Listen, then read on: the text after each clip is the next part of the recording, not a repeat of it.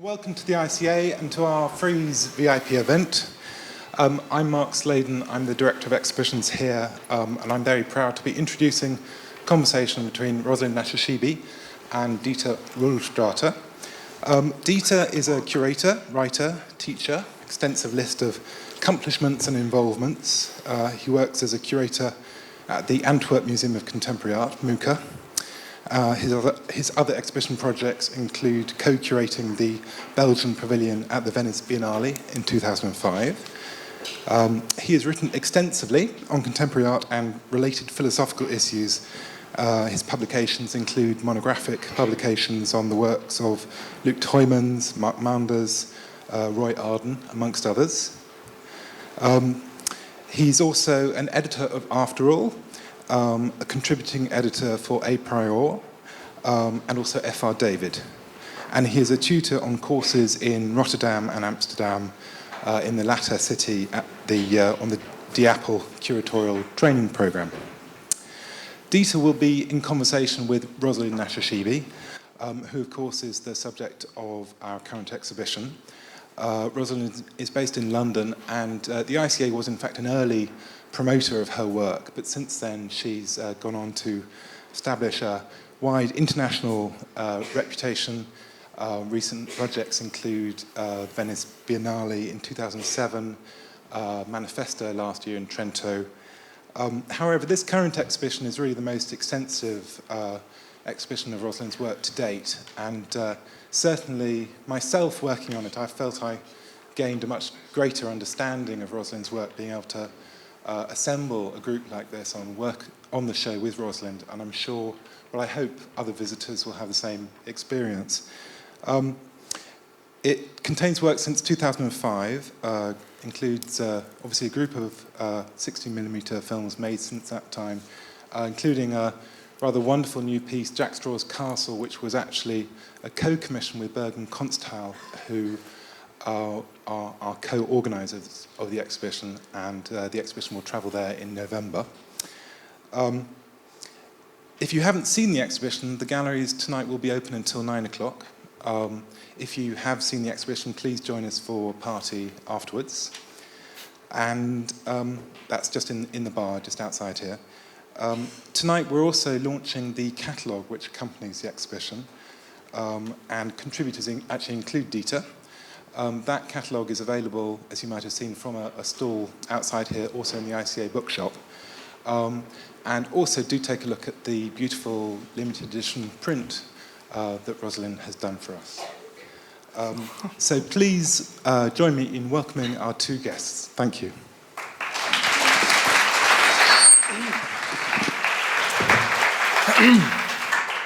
Thanks, Mark, for the introduction. Thanks for the invitation. Obviously, this goes out to the ICA as a, in its entire apparatus-like status. Rosalind, we just had a brief meeting before we came here, and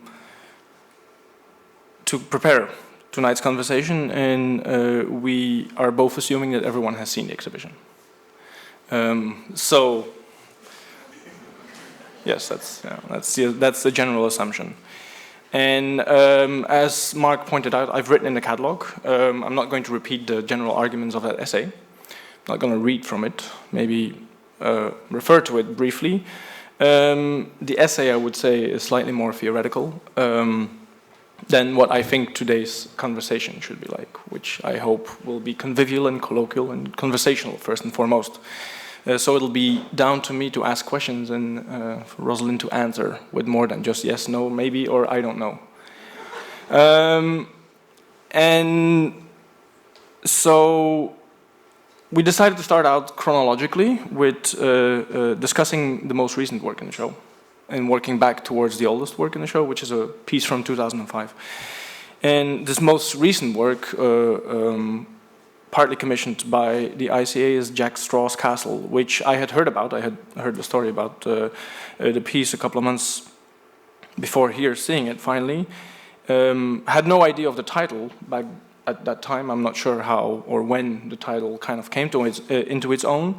But then when I came to see the show just yesterday, not being a resident of London and not being British by nationality, I assumed that the Jack Straw in Jack Straw's Castle was the political figure of a recent vintage. So I'm not sure, I don't think he'll be here, but so the first question really kind of concerns that choice of a title, which I mistakenly read as a very astute political commentary. But then again, it wasn't, it seemed. Well, it's a bit more practical because Jack Straw's Castle is the way that particular area is called, because there used to be a pub there called Jack Straw's Castle. And it's my theme tune. It's your phone? It's my theme tune. No, it's not my phone. All right, okay. Just a brief reminder for everyone else. Quick. Sorry. So there used to be a pub there, and it became the name of the bus stop, and it was sort of identified the area. And it's now become like a beauty centre or health centre or something. Mm-hmm.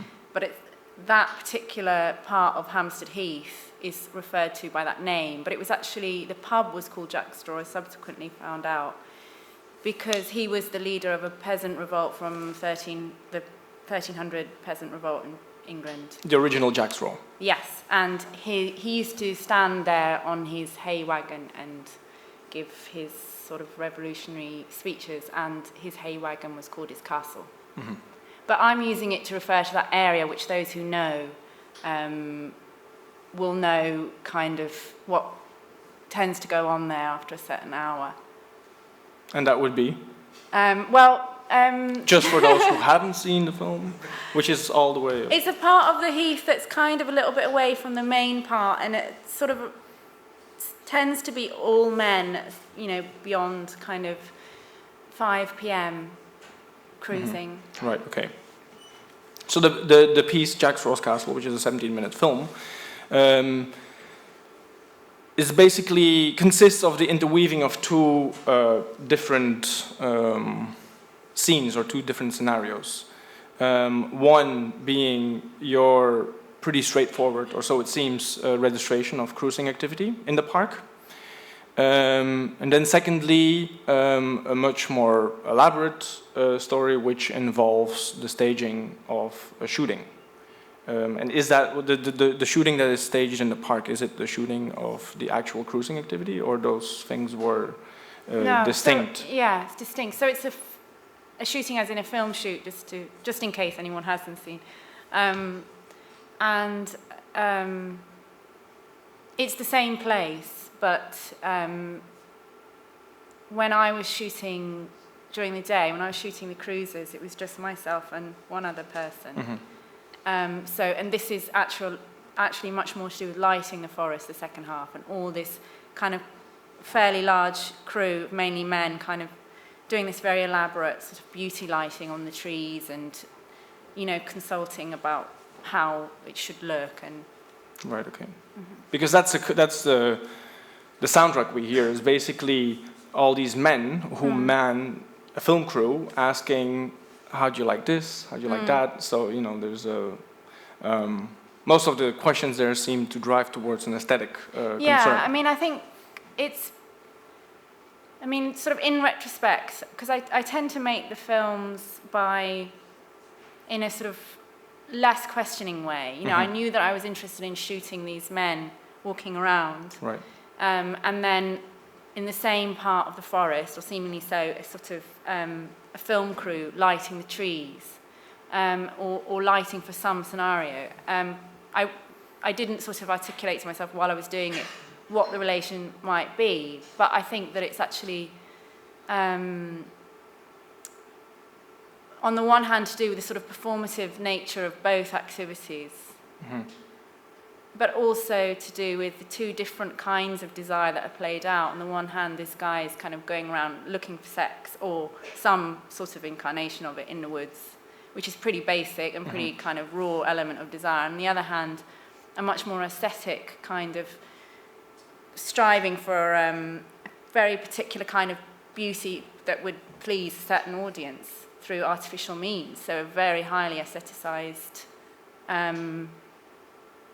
working towards something, which is again about trying to achieve your desire in a way. But yeah, the guys are just talking in the way that they do in their job of like, bring that over here, take that there, and then, you know, later there comes this other figure who sort of is asked if she's happy with it and how she wants it. Right. Another thing we just briefly discussed also in preparation was how the actual filming of the cruising happened or took place, because there's a slight suggestion on the part of the you know, camera movement that you were hiding in a way, you know. So there's obviously an element of voyeurism there, but then obviously these people were completely aware of being filmed and did not seem to mind. So they, of course, already also there kind of incarnate, you know, a performative desire in a way. How was what can you tell us a little bit about the experience of having or filming there again? Kind of, you know, penetrating this all-male bulwark, such as it does become a little bit of a trope also in your work, because, you know, this film is not on view in this exhibition, but it's the film that was on view at the Venice Biennial in 2007, and I think quite a few people will be aware of. It's kind of a documentary set on an among the all-male crew of a cargo ship. So there again, like, you know, kind of an interest in homosocial environments, which are all-male.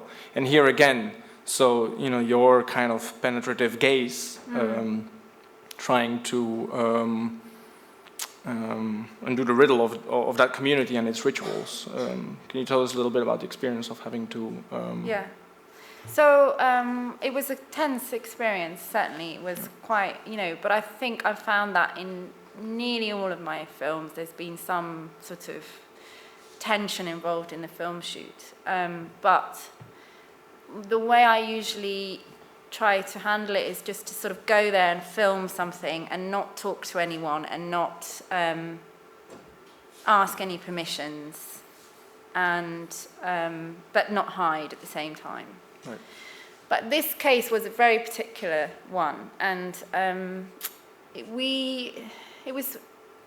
just was not clear how it would go, and we just did it. And I was working with Susie Lavelle, who does cinematography, very good cinematographer who I work with, and she really rose to the scene by sort of just being very subtle, and, you know, we did a lot of filming the trees, and we were actually filming the trees as well, and we did use that footage.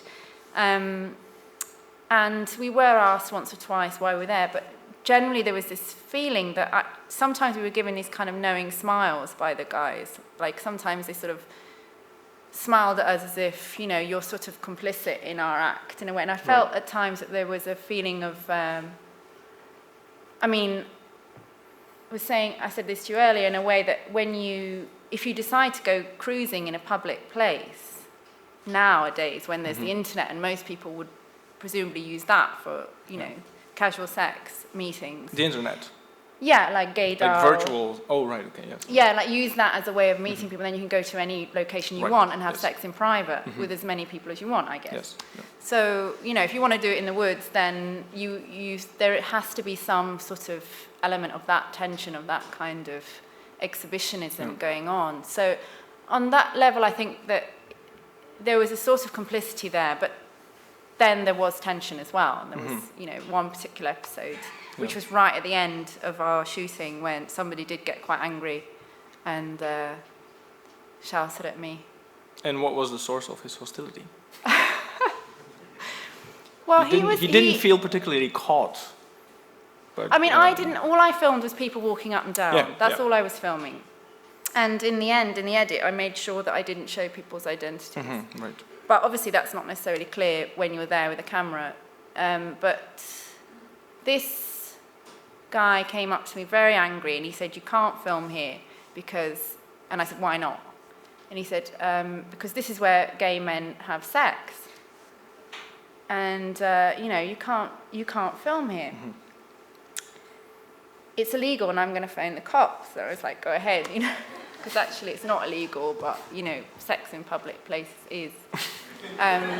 So in the end, it turned out, he said, I know what you're doing, I'm a filmmaker. So Right. I think in the end that perhaps his anger was more to do with my taking the territory, Right, okay.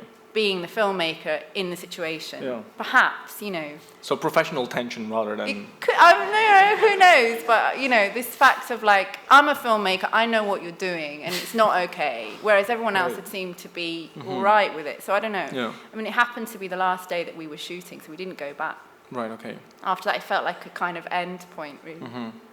Well, but the thing is, of course, that the very strong suggestion of voyeurism and exhibitionism in that work, tune in beautifully with the fact this is something I read, and people may contradict me if it's not true, but apparently London is the most surveyed city in the world in terms of cameras.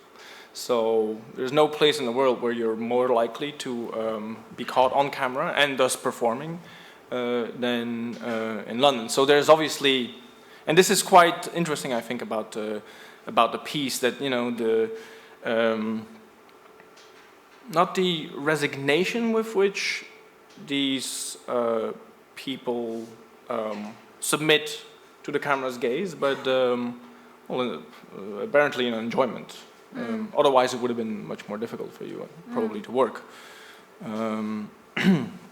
So, but this notion of two separate sides of desire, really, that you kind of bring up. I mean, one thing that complicates the story a little bit is also that I think the only woman to appear in the scene is your mother, which, I mean, we can't go into the Freudian dynamic of that, but your mother is also mentioned very explicitly in the wall text, I think, or in the gallery guide. So it is important that she is named as, maternal presence. What's the reasoning behind the inclusion of your mother in this project? It's a bit, because when you first described the project to me, yes, so it's basically what you told me, like, wandering around with your mother in this park famous for gay cruising. That's when that's when I first It's bizarre. It's not what I experienced that. I mean, I was walking with my mum there when I suddenly realised that it was just all men, and that's when I sort of, oh right, that's what's going on here. But that wasn't really the reason that she ended up in the film. And again, the sort of reasons that she ended up in the film were different, perhaps, in my mind before and after.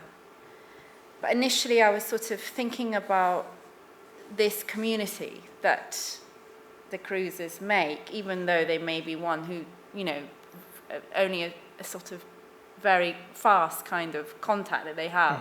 But, they're sort of a marginalized group. But it's highly formalized. Right. So it's not that, nonchalant in a way. No, they're it's coming not. together. It's not. It's highly sort of ritualized behavior in a way. But, in a way that they're forming if marginalized, but still a community. And I was thinking about making a film about them, and it led me to think about marginalized groups, and I was thinking, well, actually,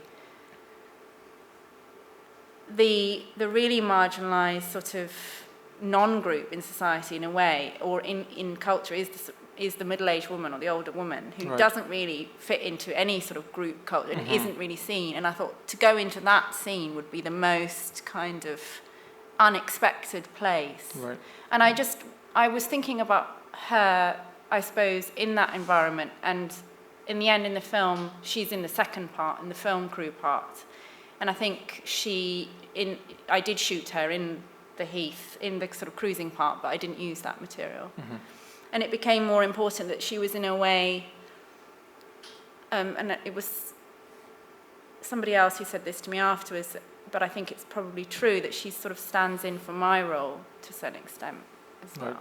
Because they're asking her, what do you want to see? She said, I want to see I want to see the orange. Right. Do you like it like that? Yes, I like it like that. So she's the one who's sort of directing at one point. Right. Well, this whole idea of cinema as machine determined by desire and a desiring machine itself is something that is quite a strong presence throughout your work, and also kind of this slightly perverse and therefore also very enjoyable interweaving of desire and paranoia.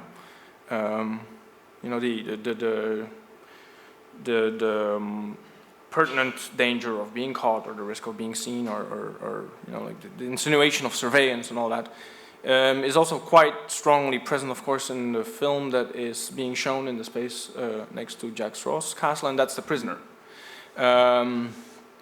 which consists of the image. The image at the base of the work is the back of a blonde woman wearing high heels being followed around the South Bank Center. At some point, the BFI appears into view, and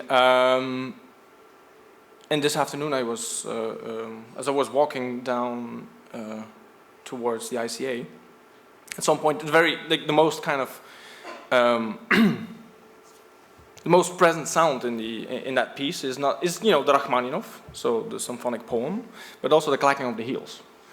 As I was walking down towards the ICA this afternoon, at a certain point, I was I thought being followed by a woman wearing high heels, clacking behind me for like 2 minutes or 3 minutes, which is a very long time. And I was then becoming aware of the fact that when we walk down the street, we kind of adapt our paces to the pace of the other people in the street to make sure that it does never seem as if we're following someone. But this person seemed to be following me, and at some point I thought that it was going to be you, kind of out there to surprise me. Hello, Dieter. And now The Prisoner. And of course, the woman in the film is a blonde person, which then brings in this kind of the classic Hitchcock idea, Hitchcock's recipe for a successful thriller, namely torture the blondes, which his whole filmography is kind of built upon. Most famously in the case of Tippi Hedren when she's being attacked by birds all the time. But Kim Novak, Grace Kelly, it's always about the adulation of the blonde, but also the torment of the blonde. So there's an interesting tension there again between this desire, of course, to see this person, wanting her to turn around and finally reveal the supposed or the assumed beauty of her features, and then the impossibility of that desire because of the film. In fact, you're just kind of following her around. Can you tell us a little bit about that film, The Prisoner? Yeah. And the genealogy, because there's the backstory. The backstory. Yeah. Okay. So I saw this Chantal Akerman film, La Captive, in 2001, I think, at the cinema. And there's this scene early on where a very elegant young woman's being followed by a very elegant young man, and in Paris, and she's wearing these very high heel shoes, and it's sort of a very tense scene, and but there was something strange about this following. You later find out that she knows that was her lover following her, somebody she knows, whereas you assume at the time she doesn't. But there's already a sort of feeling of claustrophobia, and it's heightened by the fact, for me, I sort of experienced that her high heels sounded out of sync, like the click-clack sounded completely wrong somehow. And rather than that sort of making me stop paying attention and just think about the mistake, it made me feel the sort of sexual tension of the scene and the claustrophobia more, and feel sort of a strange sort of adrenaline or something.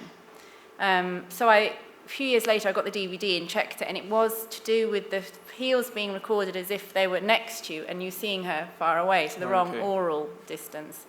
So it gave me the idea to do a film where I would sort of replicate that time, that sort of disconnect, not really, but by using a time lag. And I therefore put the one scene of a woman being followed through one film strip through two projectors, so that it would be screened and see the film with the woman being followed, and then it would go into the projector and then come out and then go into a second projector and be screened next to the first screen.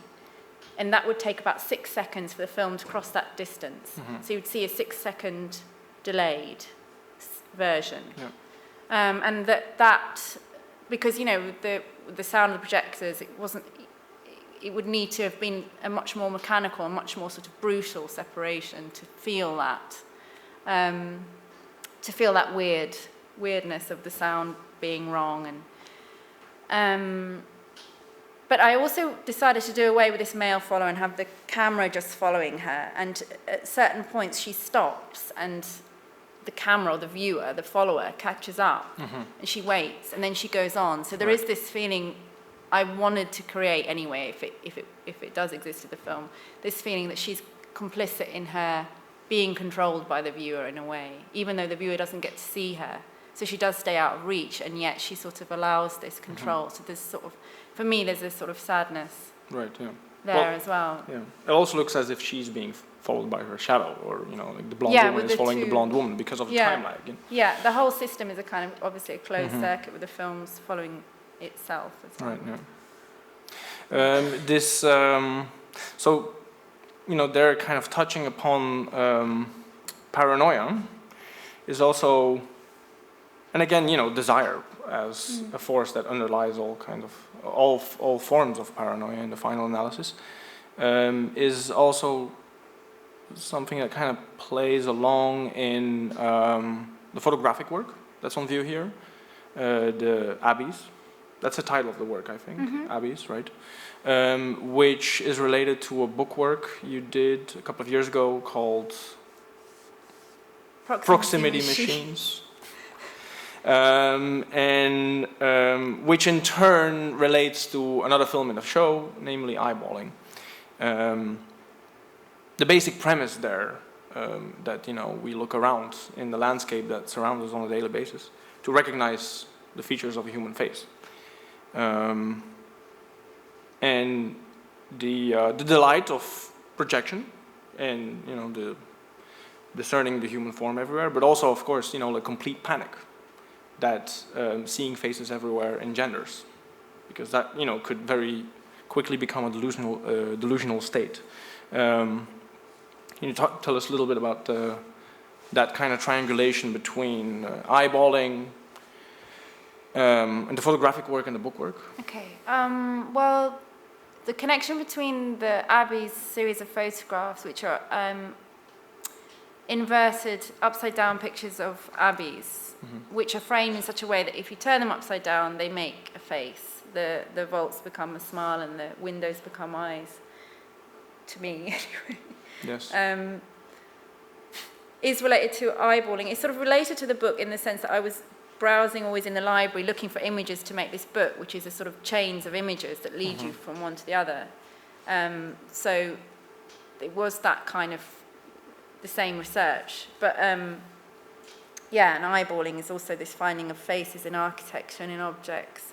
But for me, it's this sort of, on the one hand, it's about this, the fact that this very reduced amount of information can lead to so much projection from the viewer into, you know, extreme emotional states or ridiculousness or, you know, stupidness or funniness of these faces in the film, eyeballing.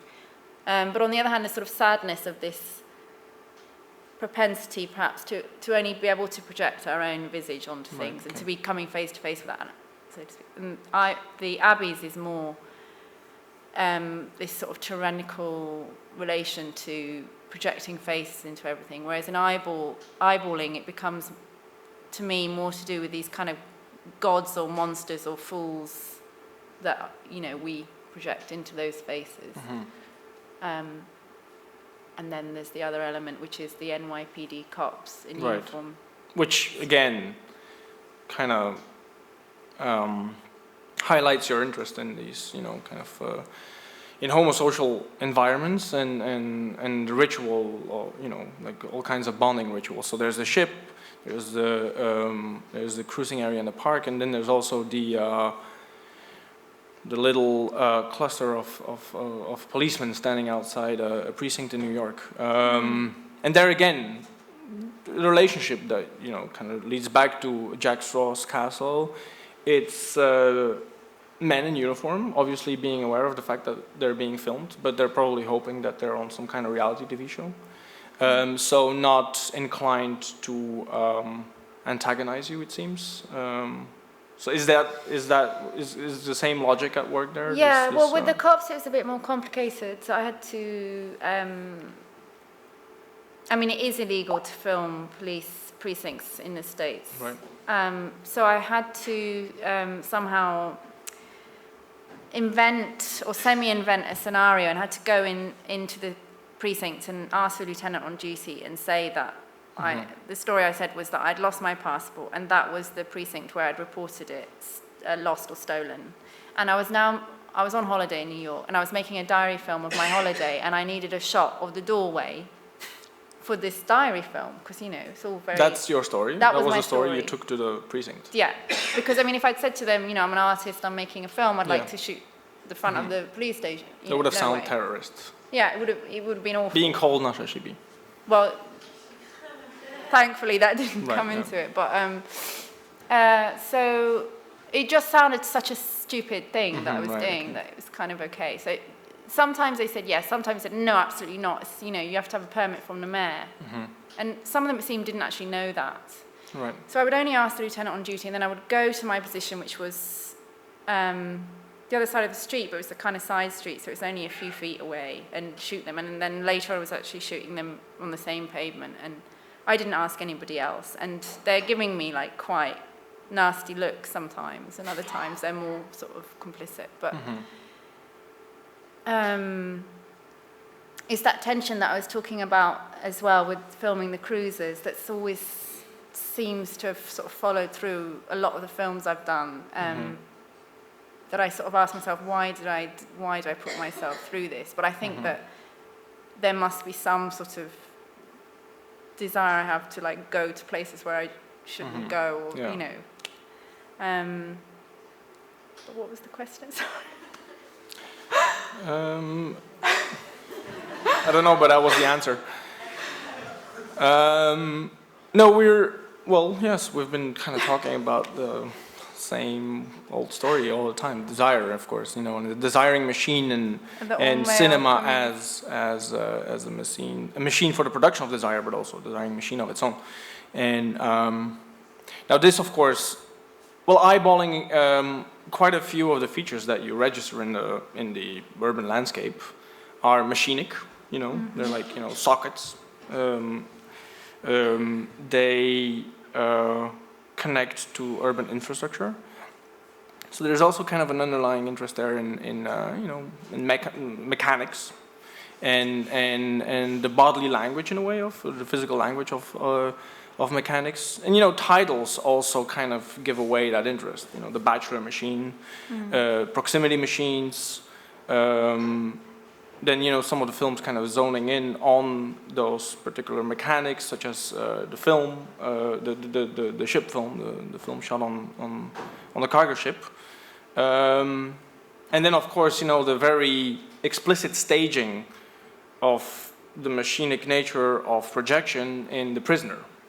So maybe you want to tell us something about your relationship with the machine? Yeah, it's a bit of a surprise to me, because I'm not particularly interested in machines themselves. You're not an engineer? No, and, you know, also Bachelor Machines Part 2, yes, which we haven't discussed yet, is Thomas Barlow talking about the invention of the machine, the invention of the diesel engine, rather.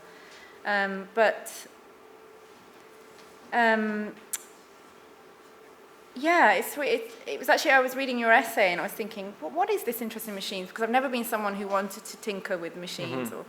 But I was talking to Mark Sladen about the new film just before the show opened, about Jack Straw's Castle.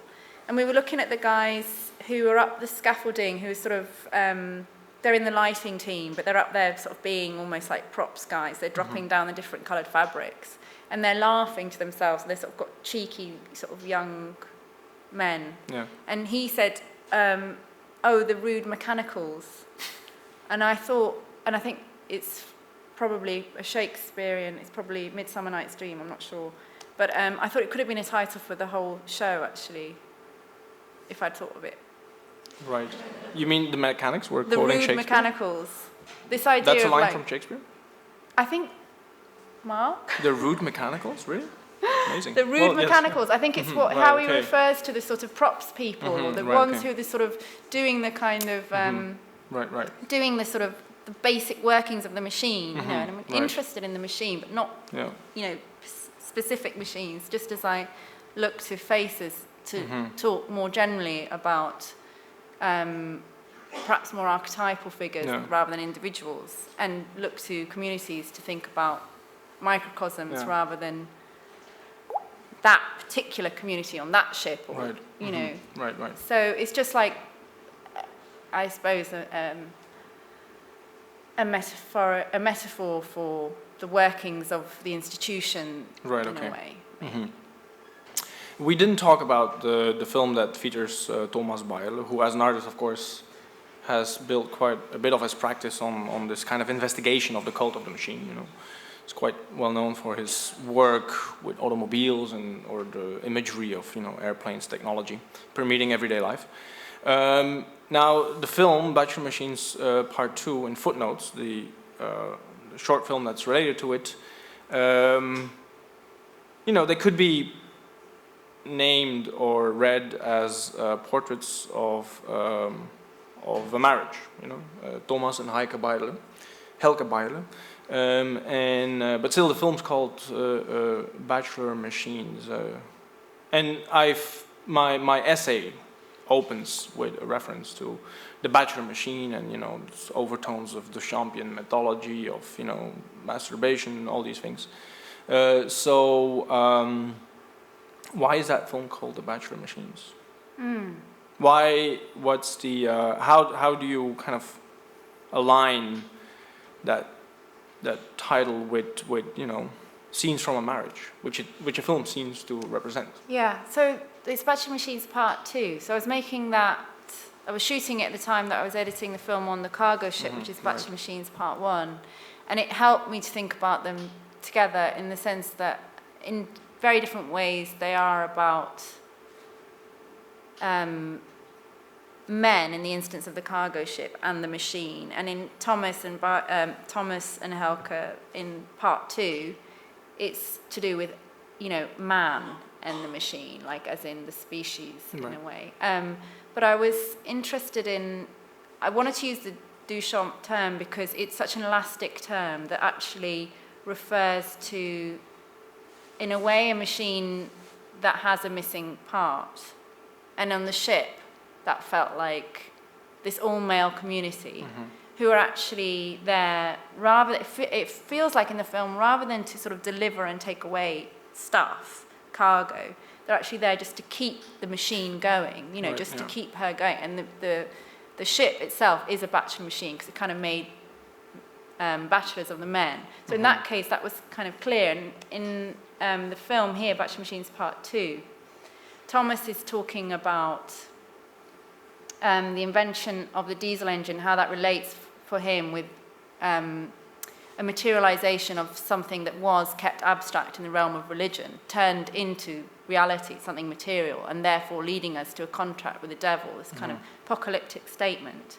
And then there's these other parts of the film that sort of, where he and Helke are reenacting a scene from another movie, which you also see in the original movie, and then my film's kind of out of focus and not quite working. And there's a sort of feeling that the whole thing is a sort of machine with a missing part, this kind of producing meaning, but not quite sort of resolving.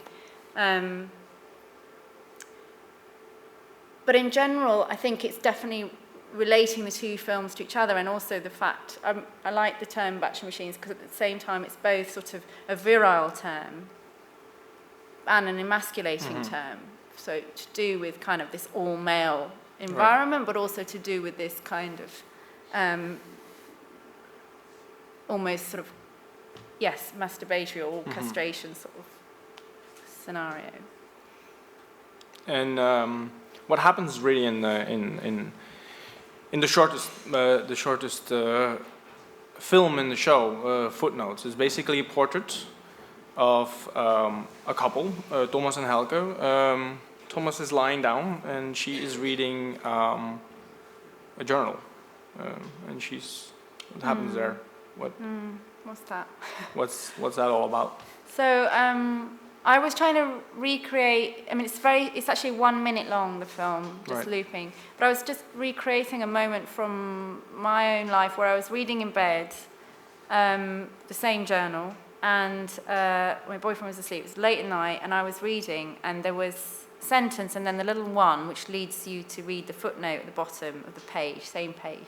So I read the sentence, and then I looked down, and I read the footnote, and I looked up again, and I felt a sense of, like, total completion and total satisfaction that this very simple sort of nothing moment somehow became significant, and it felt like time sort of crystallized around me and that I was having a very important moment. And I think it was just to do with the fact that this written code had led to a sort of physical movement that had fulfilled it and given me the information, led me back to the text, that that somehow reflected my state of total relaxation at that time and this total privacy. And I decided I would be interested in, when you have a sort of, or if people do have these sort of interior moments where things seem to shift in some way, could be seen on film. How would you show that on film? A totally interior experience. So I just thought quite quickly of Helke Barlow to represent the woman in the situation, because she's so often seen as the wife of the artist. So she's sort of seen not in terms of herself, but in terms of Thomas. So I wanted her to be the one experiencing this private moment and him to be asleep, so that there'd be this sort of subversion going on. And it wasn't possible to show this moment just through the colour gels that I used on the camera. Right. It needed something else. And I found when I was shooting it in Frankfurt in their house, on the balcony there was this pot plant which had a frog which had been sitting in that plastic frog that had probably been there for 20 years untouched, and they'd forgotten about it. And sort of looked up at me with this knowing look, with this sort of complicity and this kind of naughtiness that seemed to be the right insertion into the film as the sort of like rogue element, this footnote, this complicitly looking up at her and saying, yes, we're entering into a different reality, you know.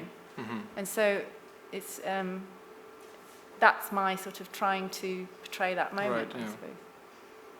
Now, and this I think also to conclude, I've been told we're on a rather austere time schedule. So throughout, well, there's many concerns, of course, ranging from the machine and kind of formalized communities, however quickly they evaporate. But another thread that kind of runs throughout the exhibition is this idea of staging, and as you just explained, Footnotes itself is restaging of a like a primal scene almost. And staging is very much at the heart of Jack Straw's Castle, but staging finally is also the subject itself of the first work that you actually see when you enter the exhibition, which is in Rehearsal. It's work you also made in the summer in Berlin. It's photographic and an audio track. So maybe by way of conclusion, you can talk about that work a bit, rehearse its argument. Well, so I've been interested in the idea of the rehearsal for a while, and it's something that I like because it's a state that's neither fully staged or fully natural in a way. So during a rehearsal, it's sort of analytical time where a small group go through very intense sessions where they both go into the characters that they're going to be playing and come out of them and discuss how they might approach them and what's the right way. And I really enjoy that kind of, first of all, that kind of analytical sort of playfulness, but also seeing that different register. And with this is a rehearsal of an opera, which is made up of Mozart arias strung together as if there were a new Mozart opera, which is directed by Tilman Hecko's in the audience tonight, so to be very accurate.